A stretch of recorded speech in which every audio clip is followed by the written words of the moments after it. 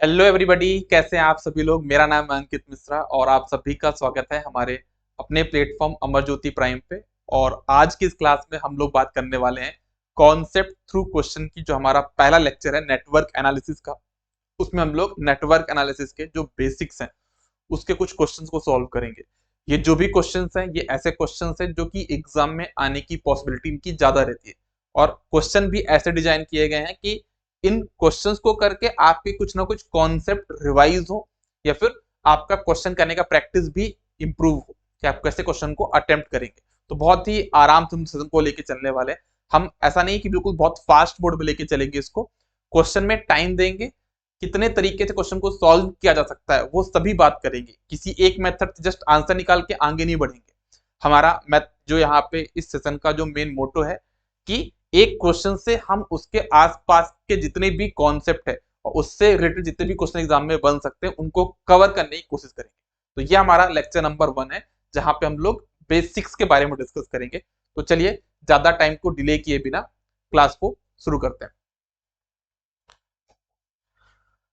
पहला क्वेश्चन आज के सेशन का हमारे पास यहाँ पे है, आप लोग देख सकते हो। पहला क्वेश्चन आज के सेशन का हमारे पास है। यहाँ पे पूछा गया क्वेश्चन में आपसे कि determine the equivalent resistance between terminal A and B in the following circuit. A और बी के अक्रॉस आपको इक्विवेलेंट रेजिस्टेंस निकालना। ये बहुत ही सिंपल टाइप के क्वेश्चंस रहते हैं जो एग्जाम में बनते हैं। मेरे ख्याल से आपसे बन भी जाएगा, लेकिन तब भी एक बार आप ट्राई करिए इस क्वेश्चन को कि इसका आंसर क्या होगा। सभी लोग फटाक से ट्राई करें, इसका आंसर क्या होगा और बताएं मुझे। आप लोग अगर क्वेश्चन को ध्यान से देखो तो इसमें सी और डी ये एक तरीके से यहाँ पे क्या है, सॉर्ट। क्या है आपके पास यहाँ पे, सॉर्ट। मतलब सी और डी आपका एक ही नोड है। अगर ऐसा है तो मैं बोल सकता हूं कि अगर मान लीजिए मेरा टर्मिनल ये ए है, ठीक है, ये मेरे पास यहाँ पे बी है, ठीक है, तो मैं बोल सकता हूं कि 4 और 6 है ना, ये दोनों आपस में क्या है, पैरेलल में है। तो ये हो गया आपके पास 4, ये हो गया आपके पास 6, ये दोनों पैरेलल में है।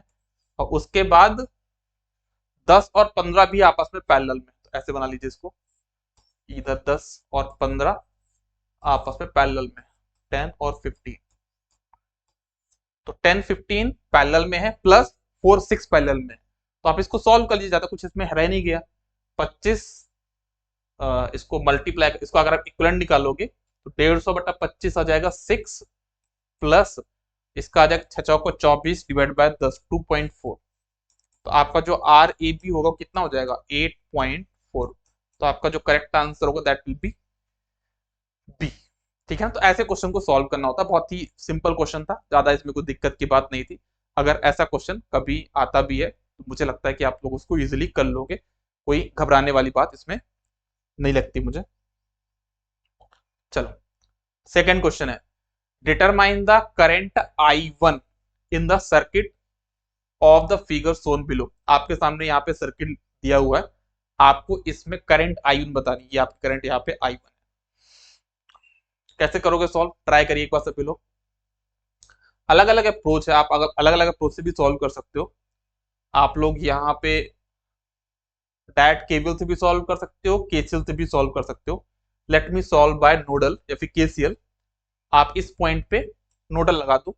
यहाँ का वोल्टेज कितना Vx है, तो यहाँ का वोल्टेज कितना हो जाएगा, Vx हो जाएगा। तो इस नोड पे आप केसीएल लगा दो, कितना हो जाएगा आपके पास यहाँ पे, Vx minus 2Vx minus 5 over 4, मतलब divide by 4, plus Vx over 4। Okay, फिर क्या बचेगा, प्लस Vx माइनस 3, राइट। तो Vx minus 3 divide by 2 equal to 0। इसको सॉल्व करके आप Vx की वैल्यू निकाल लो। तो अगर मैं Vx की वैल्यू यहाँ पे निकालने जाऊंगा तो कितना आ जाएगा, देखिए ना आप सभी लोग, एक यहाँ पे माइनस है ना, तो ये 2Vx Vx कैंसिल हो जाएंगे। आप इसको सॉल्व करिएगा ना, कैलकुलेशन वाला वर्क आप लोग ज्यादा अच्छे से कर सकते हो। मैं अपने हिसाब से कैलकुलेशन कर रहा हूँ, उसको उतना तोड़ के नहीं कर रहा हूँ ना, थोड़ा डायरेक्टली चीजें लिखने की कोशिश करता हूँ। चलो आप लोग के लिख भी देता हूँ यार, क्या दिक्कत की बात है। Minus 2vx minus 5 plus vx plus 2 का मल्टीप्लाई, सॉरी सॉरी सॉरी 2 का मल्टीप्लाई करना है ना अपन को, 2 का मल्टीप्लाई भी तो करना है ब्रो। कितना हो जाएगा आपके पास, यहाँ तो सेम रहेगा, vx minus 2vx minus 5 plus vx plus 2vx minus 6 equals to 0। ये आपने किया है इसको, आप इसको आप सॉल्व कर लो। 2vx से 2vx कैंसिल हो गया है ना, और यहाँ पे आपके पास क्या माइनस 5 और ये आपका माइनस 6 उधर जाके हो जाएगा 11। तो vx इक्वल्स टू हो जाएगा आपके पास कितना 11/2, दैट मीन्स 5.5। तो ये आपका vx आ गया। अभी आपको निकालना है ये I1 करंट, तो vx माइनस 3 डिवाइड बाय 2 कर दो आप इसको, है ना, तो कितना हो जाएगा 5.5 माइनस 3 डिवाइड बाय 2, कितना हो जाएगा 2.5 डिवाइड बाय 2, 2.5 डिवाइड बाय 2, तो आ जाएगा ना आंसर आपका कितना डी, है ना 1.25 एम्पियर्स, ये आपका आंसर आ जाएगा। बड़ा सिंपल क्वेश्चन था, कैलकुलेशन आप लोग खुद से करिएगा, 1000 तरीके होते हैं कैलकुलेशन करने के, मैं तो आपको पूरा अप्रोच करके बताया, लेकिन आप लोग अप्रोक्सीमेट करके भी आंसर को निकाल सकते हो। वो मेथड कभी मैं किसी दूसरे क्वेश्चन में बताऊंगा कि कैसे आप बिना पूरा कुछ सॉल्व किए अप्रोक्सीमेट करना सीख गए तो चीजें और आसान हो जाएंगी। लेकिन उसके पहले आपको देखना पड़ता है कि ऑप्शन कौन कौन से, अगर आप कभी भी कोई भी अप्रोक्सीमेशन करते हैं सबसे पहले आपको ये पता होना चाहिए कि कौन कौन से ऑप्शन, किस प्रकार के ऑप्शन आपको वहां पे अवेलेबल है। नेक्स्ट क्वेश्चन पे मूव करते हैं, थर्ड क्वेश्चन पे। इस क्वेश्चन में क्या पूछा गया है देख लीजिए एक बार। Find the voltage V1 with respect to the ground in the figure given below. तो आपको यहाँ पे वोल्टेज बताना है V1, यहाँ पे ना कैसे करोगे, अच्छा यहाँ पे एक बैटरी लगी, मतलब यहाँ का वोल्टेज आपको पता है 24, ठीक है, यहाँ का वोल्टेज आपको पता है, यहाँ का वोल्टेज आपको पता हो, यहाँ पे करंट पता है 5 एम्पियर। तो भाई आपको ये पता है ना यार कि ये आपका 2 ओम है, यहाँ पे कितना आपका V1 पोटेंशियल, यहाँ पे कितना पोटेंशियल है 24 वोल्ट, और यहाँ पे करंट है आपके पास कितना 5 एम्पियर, ठीक है। तो इस क्वेश्चन को सॉल्व करने के लिए मुझे नहीं लगता कि आपको कुछ करना चाहिए। क्यों नहीं करना चाहिए, क्योंकि आपको ये पता है करंट हमेशा higher potential to lower potential flow होती है, यस और नो, यस। अगर करंट मेरी V1 से 24 की तरफ फ्लो हो रही है, मतलब ये V1 हमेशा 24 से ज्यादा होगा। ऑप्शन देख लो, जो भी 24 से ज्यादा हो आपका आंसर हो जाएगा ऑप्शन बी, है ना। तो क्वेश्चन को जरूरी नहीं कि मेहनत करना जरूरी है ना, जब क्वेश्चन आसानी से सॉल्व हो रहा है तो उसको आसानी से सॉल्व कर दीजिए, जरूरी नहीं कि आप इसमें मैश नोडल केवीएल कुछ भी लगाएं, है ना। जब आप थोड़ा सा कॉन्सेप्ट लगाइए, करंट हमेशा higher potential to lower potential flow होती है। मेरे पास करंट की डायरेक्शन कैसी है, V1 से 24 की तरफ, मतलब V1 की वैल्यू 24 से ज्यादा होगी, राइट। चलिए आप चाहो तो यहां से सॉल्व भी कर सकते हो, मैं सॉल्व भी कर देता हूं आपके लिए।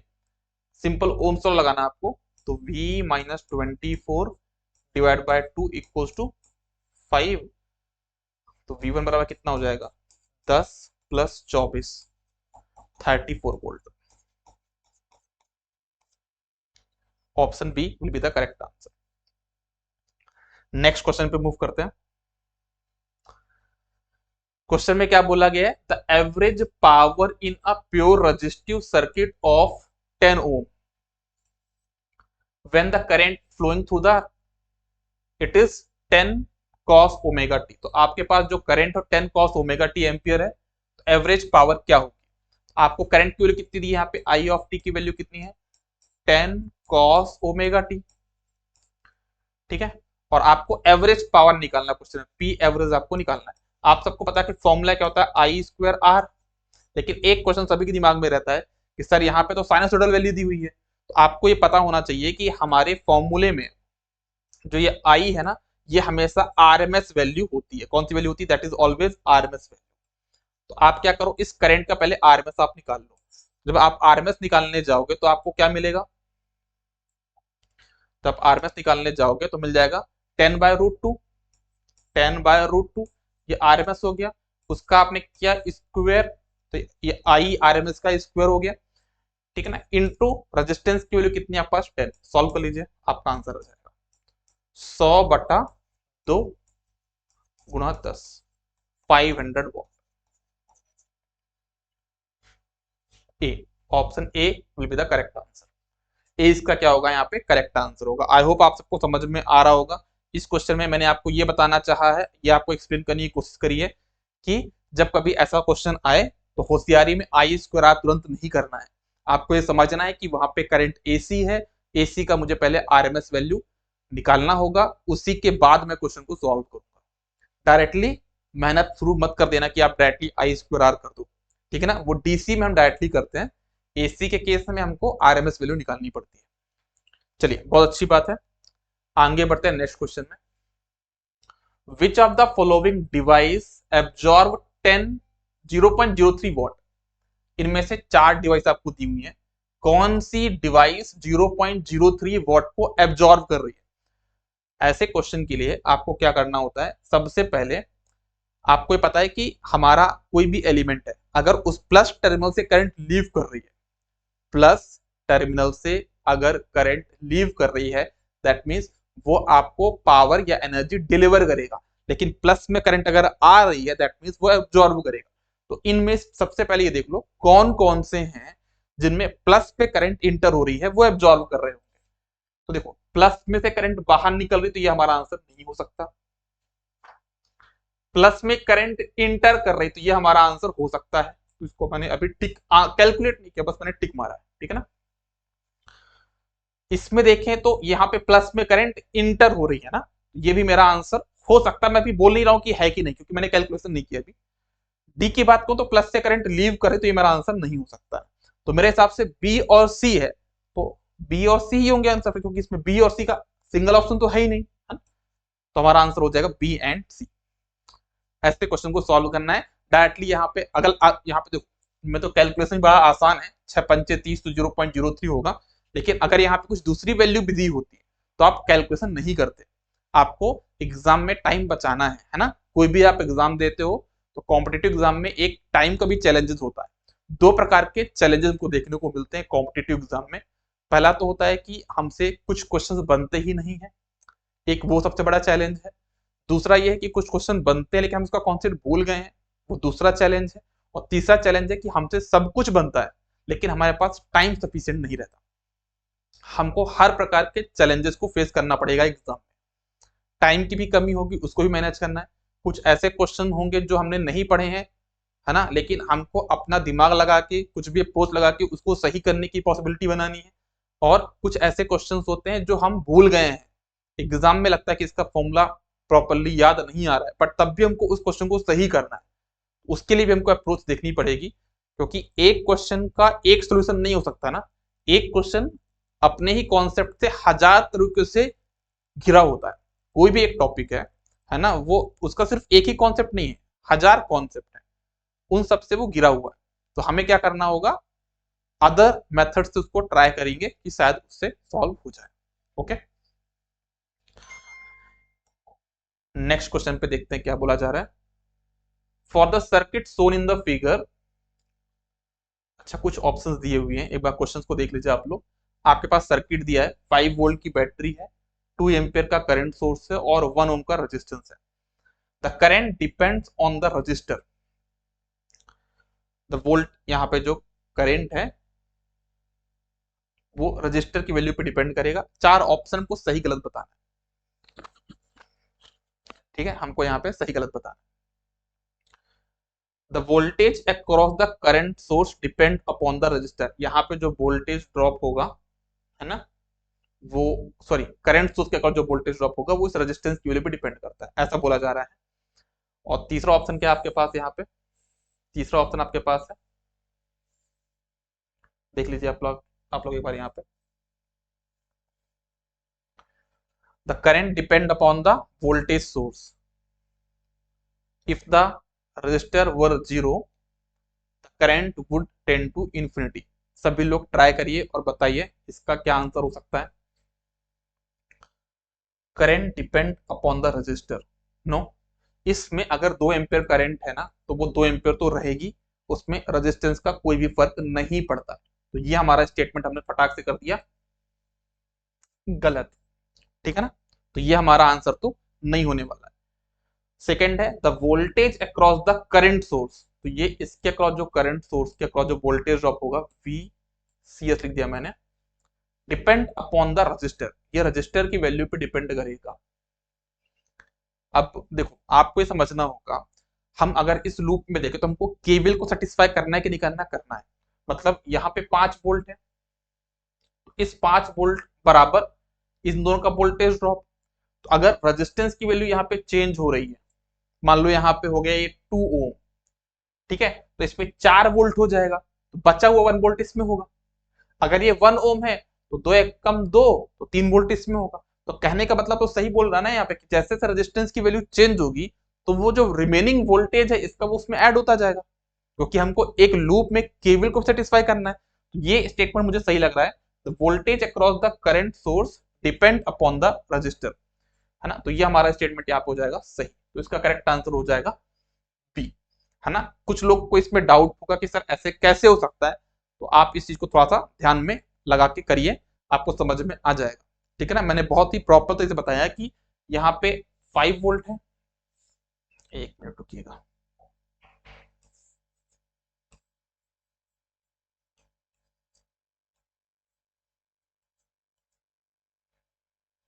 तो मैं इसको रफ कर दो फिर आपको दोबारा एक्सप्लेन कर देता हूँ। कुछ लोग को डाउट आएगा ना, मुझे पता है, तो लोग बाद में मैसेज करेंगे, मैं सबको अलग अलग नहीं बता पाऊंगा, एक बार यहीं पे बता देता हूँ सभी को।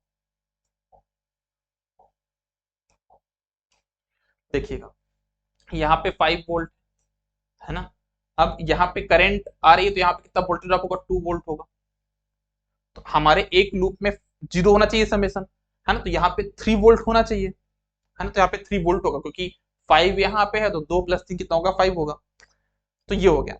अब मतलब यहाँ पे अगर 2 वोल्ट है, 2 वोल्ट यहाँ पे क्योंकि यहाँ पे रेजिस्टेंस की वैल्यू 1 है, लेकिन अगर मैं इसको कर देता हूँ कितना, 2 ओम, तो कितना हो जाएगा, यहाँ पे 4 वोल्ट होगा वोल्टेज ड्रॉप, 4 वोल्ट होगा, तो इसको सिर्फ 1 वोल्ट मिलेगा। तो मतलब चेंज हो गया ना वोल्टेज ड्रॉप, रेजिस्टेंस की वैल्यू के हिसाब से आपका करंट सोर्स के अक्रॉस का जो वोल्टेज ड्रॉप है वो चेंज हो रहा है, या वोल्टेज जो है करंट सोर्स के अक्रॉस का वो चेंज हो रहा है। तो इसका जो करेक्ट आंसर होगा हमारा, that will be b. Next question, the current I through the 1 ohm resistor shown in the figure is, यहाँ पे ये 1 ओम का रेजिस्टेंस है, इसमें आपकी कितनी करंट होगी ये आपको बताना है। सभी लोग ट्राई करिए, कैसे कर सकते हो ये भी सोचिए, और कौन कौन सी अप्रोच है उनसे आप कैसे क्वेश्चन को सॉल्व कर पाओगे, इसमें दिमाग लगाइए, दिमाग लगाने वाला क्वेश्चन है। आप लोग चाहो तो आप लोग यहाँ पे क्या लगा सकते हो, सोर्स ट्रांसफॉर्मेशन मेरे ख्याल से यहाँ पे बेस्ट अप्रोच होगा, तो वो लगा के देखते हैं, ठीक है ना। आप लोग इसको सोर्स में ट्रांसफॉर्म कर दो, तो ये बन जाएगा आपका एक बैटरी, कितने वोल्ट की, 2 वोल्ट की बैटरी, और ये आपका यहाँ पे 2 ओम का रेजिस्टेंस, ठीक है। यहाँ पे कितने ओम का रेजिस्टेंस है, that is your 1 ohm resistance, और अगेन यहाँ पे भी एक बैटरी बन जाएगी, कितने वोल्ट की, तो दोनों 4 वोल्ट की बैटरी बन जाएगी, राइट। और यहाँ पे ये रेजिस्टेंस बन जाएगा कितने ओम का, 2 ओम का, राइट। इतना हो जाएगा। अब इस लूप में आप केवीएल लगा दो, आपको करंट आई निकालनी है ना, यहाँ पे इसमें आप केवीएल लगा दो, क्या बचा, कुछ नहीं बचा इस क्वेश्चन में तो, है ना, सिर्फ केवीएल का इंतजार और आपका आंसर आ जाएगा। अगर मैं यहाँ पे केवीएल लगाता भी हूं तो क्या होगा देखना सभी लोग, मैं ऐसे इस डायरेक्शन में लगा रहा हूं, तो ये हो जाएगा 4 माइनस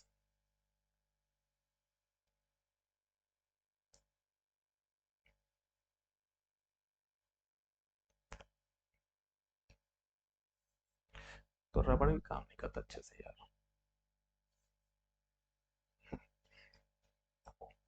अगर हम यहाँ पे केबल लगाते हैं, लगा लीजिए केबल आप सभी लोग, कितना आएगा आंसर ना, बड़ा सिंपल है यहाँ पे, तो किसी भी डायरेक्शन में आप लोग जा सकते हो।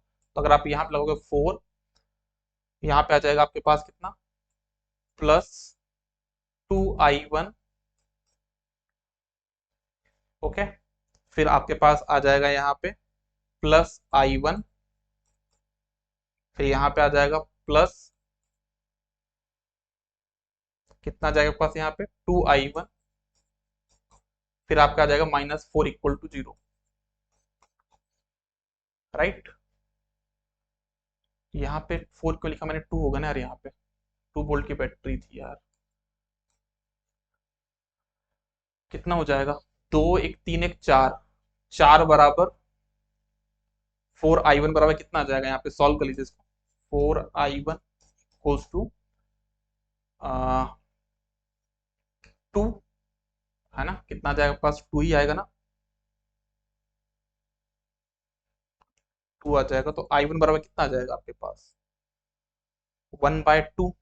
कुछ गड़बड़ हुआ क्या, कोई वैल्यू में, कुछ कैलकुलेशन में कहीं पे, ओके सॉरी, -2 होगा क्या, सॉरी सॉरी, -2 हो गया यार, यहाँ पे इसका -2, तो ये 6 हो जाएगा, है ना। कैलकुलेशन आप लोग सही कर लीजिएगा। तो अगर इतना करते हो तो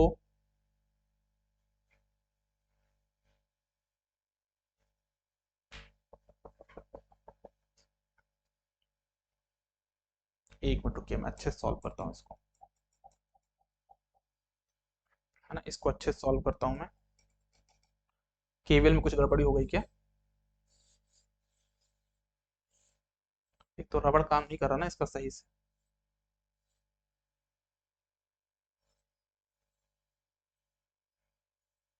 आप लोग इसको सॉल्व भी कर सकते हो, मैं भी सॉल्व कर रहा हूँ, देख लेते हैं आप लोग क्या गड़बड़ी हो रही है यहाँ पे। इस क्वेश्चन में अगर अपन यहाँ पे ऐसे करंट निकालते हैं, सॉरी डायरेक्शन मैंने अपोजिटली लिखा, ये अपनी करंट डायरेक्शन आई। पहले एक बार केवीएल भी चेक कर लेते हैं, सोर्स ट्रांसफॉर्मेशन, 2 वोल्ट और ये 2 हो गया, और यहाँ पे हो गया 2 दूनी 4, ठीक है, और यहाँ पे 2 ओम, यहाँ पे ये आपका आई एम्पीडायस भी मैंने यहाँ पे बना लिया, ठीक है।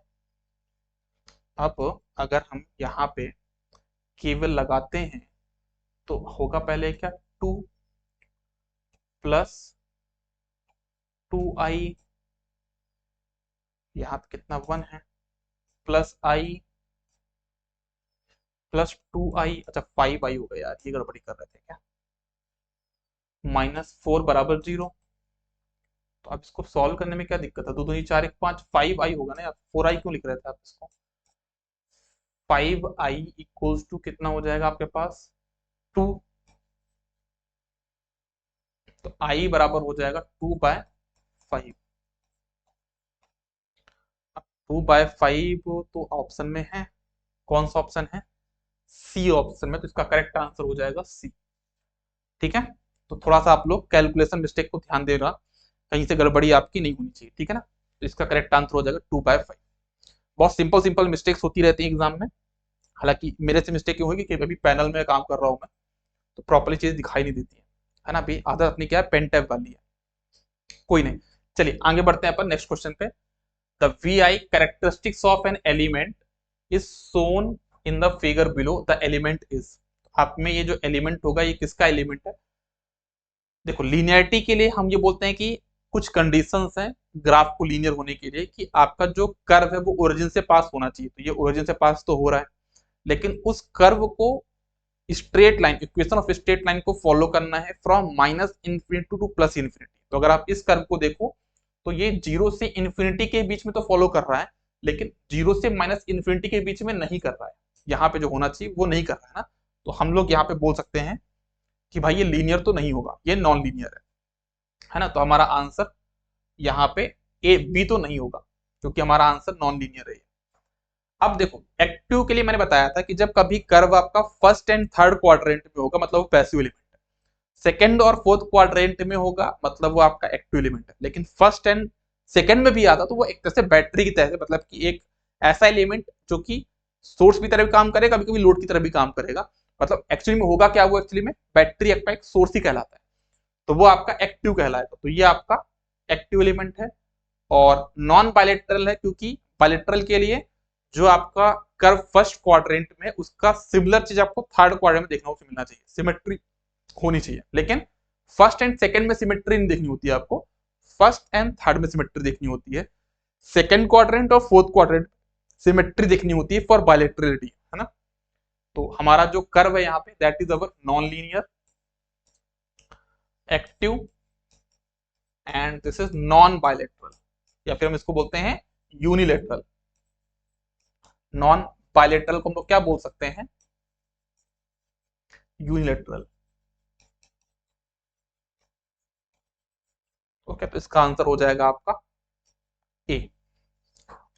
नेक्स्ट क्वेश्चन है, consider the following: energy storage capacity of basic passive element is due to the fact that resistance dissipate energy, capacitor store energy, inductor dissipate energy। गलत, रजिस्टर हमारा एनर्जी को डिसिपेट करता है, सही बात है, ठीक है। कैपेसिटर हमारी एनर्जी स्टोर करता है in the form of electrostatic, और हमारा इंडक्टर एनर्जी को स्टोर करेगा in the form of what, electromagnetic, magnetic energy. तो ये डिसिपेट नहीं करता, ये भी स्टोर ही करता है। तो इनमें से मुझे लगता है कि थर्ड वाला स्टेटमेंट गलत है, फर्स्ट और सेकंड तो सही है, तो हमारा आंसर हो जाएगा d. Under root l by c has the dimension of, इसका जो डायमेंशन होगा, डायमेंशन एक चैप्टर है जो कि मैं आपको कराऊंगा कहाँ पे, मेजरमेंट सब्जेक्ट में, लेकिन तब भी आप अभी के लिए इतना समझ लो कि जो इसकी यूनिट होगी उसके हिसाब से इसका डायमेंशन बनाते हैं। तो फिलहाल हम इसकी यूनिट पता कर लेते हैं कि इसकी यूनिट क्या है, किसके सिमिलर है। तो आपको पता होगा, एक हम लोग कॉन्सेप्ट पढ़ते हैं टाइम कांस्टेंट का। हमारे पास दो प्रकार के सर्किट होते हैं, आरएल सर्किट होता है, एक होता है आरसी सर्किट, ठीक है। तो आरएल सर्किट का जो टाइम कांस्टेंट होता है that is l by r, और इसका जो टाइम कांस्टेंट होता है आरसी, क्योंकि दोनों टाइम कांस्टेंट है तो इनकी वैल्यू होती है बराबर सेकंड में, ठीक है। तो अगर हम यहां से कैलकुलेट करना चाहें तो सी को अगर हम यहाँ पे डिनोमिनेटर भेज दें और आर को यहाँ पे ऊपर भेज दें तो हमें मिल जाता है यहाँ पे क्या, एल बाय सी बराबर आर स्क्वायर। तो यहां से अगर हम आर निकालना चाहें तो क्या हो जाएगा, under root of L by C. तो यहां से अगर आप देखो तो आप बोल सकते हो भाई कि अंडर रूट एल बाय सी का जो डायमेंशन होगा वो सेम होगा रेजिस्टेंस के डायमेंशन के। तो हमारा करेक्ट आंसर हो जाएगा यहाँ पे डी। क्लियर है चीज। चलिए नेक्स्ट क्वेश्चन पे मूव करते हैं। ये हमारा नेक्स्ट क्वेश्चन है, अ नेटवर्क एन, हमारा एक नेटवर्क है n that is a dual of network n, है ना। एन नेटवर्क का डुअल है, तो दो नेटवर्क को हम डुअल कब बोलते हैं, तो पहला ऑप्शन क्या है, both of them have same mesh equation, मतलब कि एक सर्किट ये है और दूसरा डुअल सर्किट है, उन दोनों को हम तब डुअल बोलेंगे जब दोनों की मेश इक्वेशन सेम। कैसा होता है, नहीं होता। तो ये हमारा आंसर हो जाएगा गलत। Both of them have same node equation, गलत। एक पहले वाले सर्किट की मेश इक्वेशन दूसरे वाले सर्किट की नोडल इक्वेशन के इक्विवेलेंट, उसको मैं बोलता हूं डुअल, ठीक है ना। मैंने बहुत अच्छे से, बहुत ही कॉन्सेप्ट तरीके से आपको डुअलिटी का टॉपिक आपको नेटवर्क में कराया है, ठीक है ना, आप उसको वहां पे देख सकते हो। दूसरा क्या बोला जा रहा है, mesh equation of one circuit are the node equation of other circuit. तो ये हमारा हो जाएगा इसका correct answer, c will be the correct answer, है ना। डुअलिटी की हमारी ये कंडीशन होती है। क्या है क्वेश्चन में, देखो भाई एक बार, consider the following, consider the configuration shown in the figure which is a portion of large electrical network, okay, for r equals to 1, okay, current I1 equals to 2, I1 कहां पे आपका, that is your 2 amperes, I4 is minus 1 ampere, okay, that is minus 1 ampere, और क्या बोला गया है, I5 is minus 4, I5 is minus 4 ampere, which one of the following is true, इनमें से कौन सा सही होगा, I6 equals to 5 ampere, I3 equals to minus 4, data is sufficient to conclude that the supposed current are impossible, data is insufficient to identify the current I2, I3 and I6। एक बार सभी लोग इसको अटेम्प्ट करेंगे pause करके video को और try करिए, मैं तो सॉल्व करूंगा ही, एक बार क्वेश्चन को पहले एक बार देख लेते हैं। देखो यहाँ पे अगर हम केसीएल लगाना चाहें, इसको मैं मानता हूँ पॉइंट पी, अगर मैं इस पॉइंट पे केसीएल लगाता हूँ तो क्या हो जाएगा, यहाँ पे ये करंट आ रही है और I4 भी आ रही है और I2 जा रही है ना, तो मैं बोल सकता हूँ 2 - 1 है ना, हमारी करंट होगी। तो यहाँ पे कितनी करंट जाएगी, दैट विल बी योर, यहाँ से 2 एम्पियर आ रही है और जैसे यहाँ पे 1 एम्पियर जा रही है तो यहाँ पे जाएगी 1 एम्पियर, तो यहाँ पे हो जाएगा 1 एम्पियर। ठीक है, यहाँ से 1 एम्पियर आ रही है, ठीक है, यहाँ से 1 एम्पियर आ रही है, यहाँ से -4 एम्पियर आ रही है। ठीक है, तो इधर कितनी जाएगी, तो अगर हम देखें मतलब 4 उधर चली गई है तो यहाँ पे कितना होगा, -3। ठीक है ना, तो आप ऐसे देखो कि यहाँ पे अगर ऊपर 4 जा रही है, यहाँ से 1 आए तो यहाँ से 3 जाना चाहिए, तब तो ऊपर जाके 4 जाएगी, है ना। या फिर आप डायरेक्टली इक्वेशन भी लिख सकते हो, मैं डायरेक्टली बता रहा हूँ। तो यहाँ पे 3 ऊपर की तरफ जानी चाहिए, है ना, लेकिन हमको डायरेक्शन यहाँ पे दिया तो हो जाएगा -3 एम्पियर, तो यहाँ पे हो गया -3 एम्पियर। ठीक है, क्वेश्चन में पूछा क्या है, इसके बारे में पूछा गया I6 I3 कितना है -3, तो ये हमारा गलत हो गया ना भाई, ये स्टेटमेंट गलत है, मतलब बी हमारा ऑप्शन नहीं हो सकता। और कुछ दिया I5 के बारे में, कुछ दिया है क्या कहीं पे। अब I6 का देख लेते हो, यहाँ पे -3 और यहाँ पे है 2,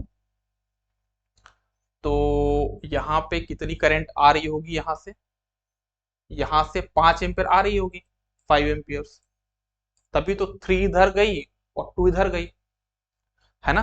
तो बिल्कुल सही बात है, I6 की वैल्यू 5 एम्पियर होगी, तो ये हमारा करेक्ट आंसर होगा। ठीक है, तो हमारा यहाँ पे बड़ा सिंपल था, केसीएल था ना, बस क्वेश्चन को थोड़ा कॉम्प्लिकेट कर देते हैं।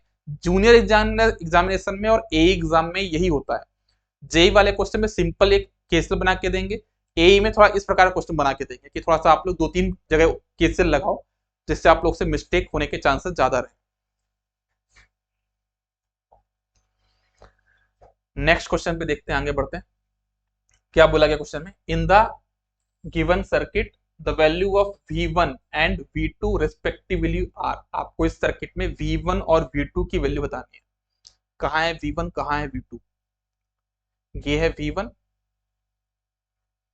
और ये है V2, आपको इनकी वैल्यू बतानी है।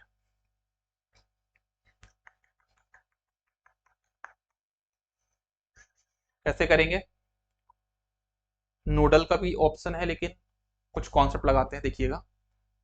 यहां पे करंट है I, राइट, यहाँ पे 4 ओम है, इसमें कुछ वोल्टेज ड्रॉप होगा, कितना होगा 4I, पैरेलल वोल्टेज सेम होता है, उतना ही वोल्टेज इसमें होगा 4I, है ना। तो इसमें कितनी करंट होगी, इसमें भी करंट होगी आपकी I।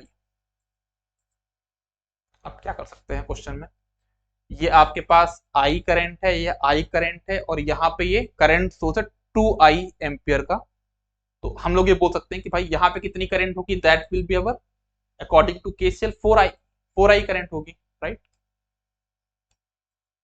अब क्या कर सकते हैं, इतना तो हमने कर लिया, 4I तक तो पहुंच गए। V1 एंड V2,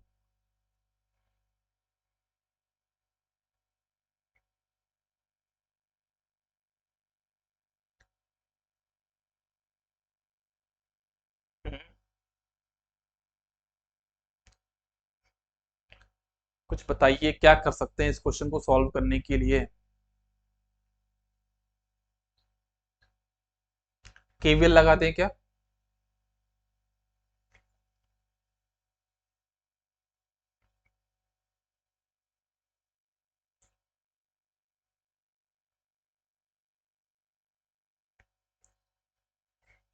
क्या कर सकते हैं, 4I,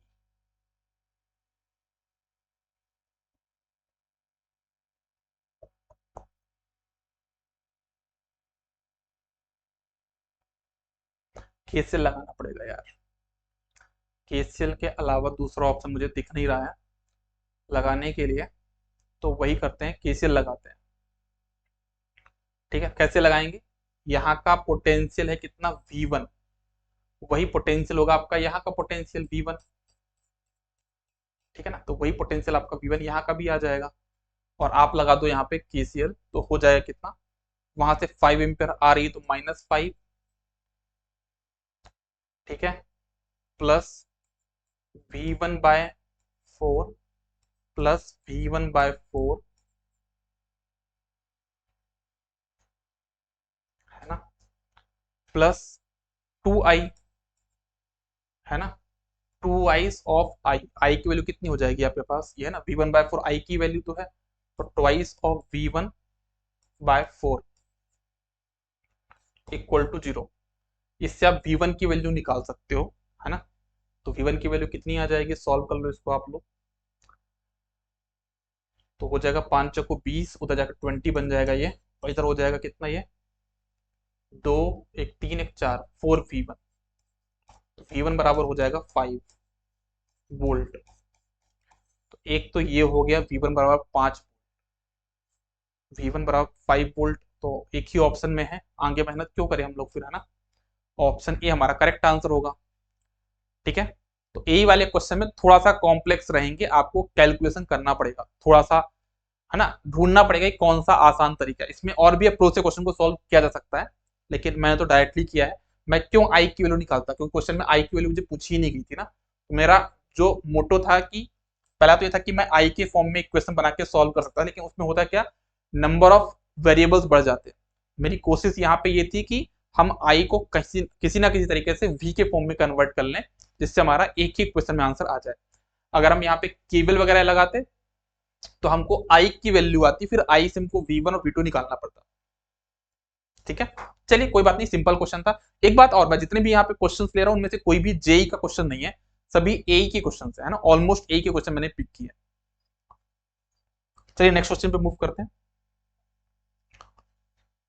what is the power delivered by the current source, कहाँ है करंट सोर्स, कहाँ है पावर, ढूंढो भाई।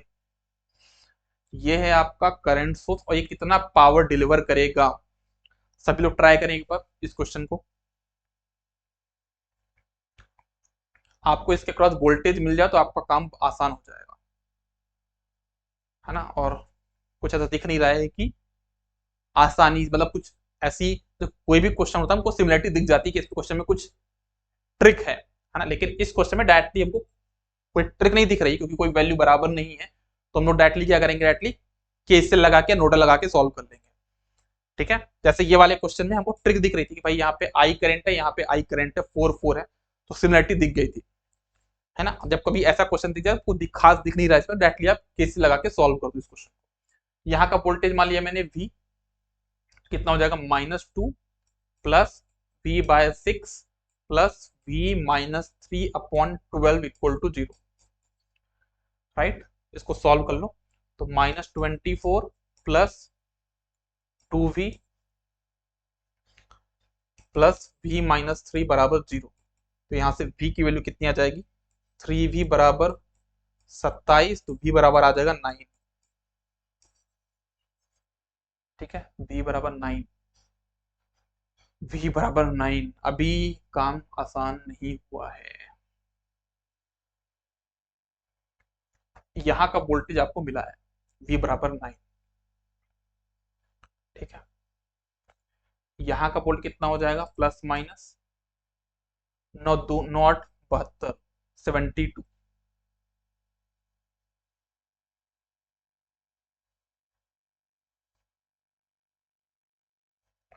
V मिल गया, है ना, सॉरी 8 दूनी 16 होगा ना, यहाँ पे वोल्टेज कितना होगा, 2 एम्पियर करंट, यहाँ पे 16 वोल्ट होगा, ठीक है। ये 9 था, है ना, तो कितना बचेगा यहाँ पे आपका वोल्टेज, यहाँ पे 16 और यहाँ पे कितना था, 9 वोल्ट था, तो 16 और 9 हो जाएगा 25, यहाँ पे जाएगा 25 वोल्ट, ठीक है। 25 वोल्ट यहाँ पे वोल्टेज ड्रॉप है ना, तो कितना डिलीवर करेगा, 25 दूनी 50 गुणे करंट का मल्टीप्लाई कर दो तो 50 वॉट, तो हमारा इसका करेक्ट आंसर क्या हो जाएगा, power delivered by the current source will be how much, it will be 50 what, तो हमारा करेक्ट आंसर हो जाएगा यहाँ पे ए। क्लियर है सभी कुछ चीज, है ना। आप सिंपल जितनी मैंने चीजें करी यहाँ पे आज की क्लास में, लगभग 14 क्वेश्चन में सॉल्व कर लिए हैं, इनमें हर एक क्वेश्चन में आपको सिंपल केवीएल और केसीएल ही देखने को मिल रहा है, और कुछ भी नहीं है, नेक्स्ट क्वेश्चन पे देखो, अरे भाई क्या क्वेश्चन है, what power absorb by r, आपके रजिस्टर में कितना पावर एब्जॉर्ब होगा ये आपको पता करना है। तो ब्रिज टाइप का दिख रहा है क्वेश्चन, एक बार चेक कर लो ब्रिज बैलेंस है क्या। 50 इंटू 40 200 पर 2000 इक्वल्स टू, हाँ 100 इंटू 20 हो जाएगा कितना 2000, बिल्कुल सही बात है। तो ये हमारा ब्रिज बैलेंस है। तो हालांकि ये क्वेश्चन आपको ए एग्जाम में देखने को नहीं मिलता इस टाइप के, जे वाले क्वेश्चन है। तो इसका आंसर हो जाएगा 0 पॉइंट, क्योंकि हमारा ब्रिज बैलेंस तो हम इसको नेग्लेक्ट कर देंगे। तो इसका आंसर हमारा बी नहीं होगा। हालांकि मैंने कंटेंट डेवलपर को बोला हुआ कि ऐसे सिंपल क्वेश्चन नहीं रखने हैं, बट एक आध क्वेश्चन ने रख दिया, कोई बात नहीं। इसके आगे का जो भी सेशन होगा वो नेक्स्ट सेशन में हम लोग डिस्कस करेंगे। और ये हमने बेसिक के कुछ क्वेश्चन को सॉल्व किया है। हमारी इस सीरीज में हम लोग इलेक्ट्रिकल इंजीनियरिंग के हर एक सब्जेक्ट को इन डिटेल में पढ़ेंगे। इसी तरीके से कॉन्सेप्ट के साथ में, क्वेश्चन के साथ में, पहले क्वेश्चन ले लेंगे, फिर उससे रिलेटेड हम लोग कॉन्सेप्ट भी देखते जाएंगे जब क्वेश्चन में जरूरत पड़ेगी। तो जैसे कि आज की इस क्लास का जो मेन मोटो था, केवीएल और केसीएल को अच्छे से समझना, उनमें क्वेश्चन के थ्रू सॉल्व करना, तो वो मैंने आज आपको सिखाया। ज्यादा मैंने केवीएल केसीएल के बारे में कॉन्सेप्ट क्यों नहीं बताया, क्योंकि वो ऑलरेडी आपको आता है ना। अगर हमको किसी एग्जाम को ट्रैक करना तो उसमें मेरी मेहनत और आपकी मेहनत दोनों की लगेगी। तो वो छोटा सा जो पोर्शन है वो आप खुद से करने की कोशिश करिएगा। जो केवीएल केसीएल की जो थ्योरी है, नोट्स मैंने आपको प्रोवाइड कर दिए हैं, आप वहां से भी जाके देख सकते हो। हालांकि मुझे लगता है कि अगर आप इस चीज के लिए इनरोल किए हैं या आप इस चीज को पढ़ रहे हैं, तो आपको केवीएल और केसीएल मुझसे थ्योरी पढ़ने के लिए तो आप नहीं आए होंगे, मुझसे आप आए होंगे क्वेश्चन की, अच्छे अच्छे क्वेश्चन की प्रैक्टिस करने के लिए।